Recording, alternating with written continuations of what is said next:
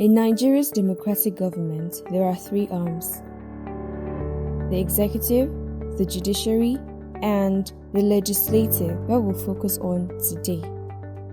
In Nigeria, like most democratic countries, elections are the only tool through which citizens emerge as parliamentarians and members of the legislative arm of government.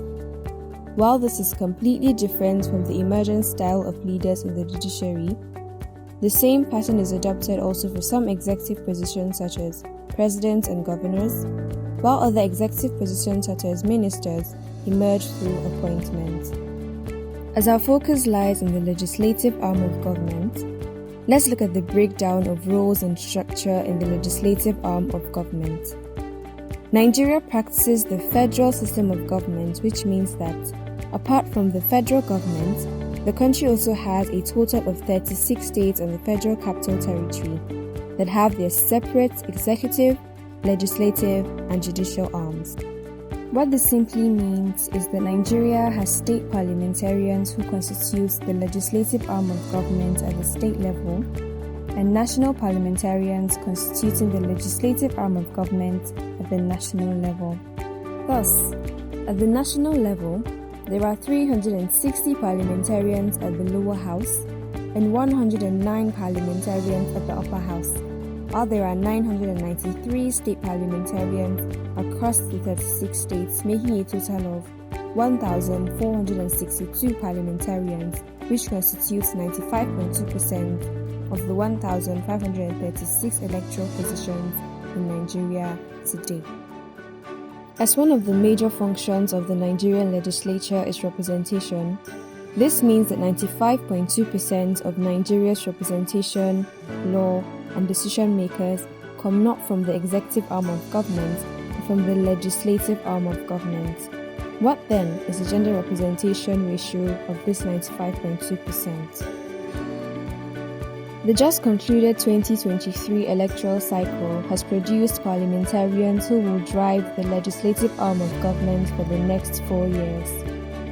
At the National Assembly, there are 3 female senators out of 109, and 16 female House of Representative members out of 360. Hence, out of 469 national parliamentarians, female parliamentarians make up 4% of representatives who make decisions and laws at the national level. Let's look at the leadership structures in the parliament.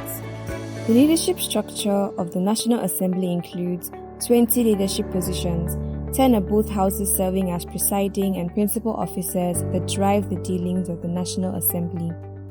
Out of these 20 leadership positions, there is only one female who occupies the position of the Deputy Majority Leader of the House of Representatives, which is 5% of the leadership of the National Assembly.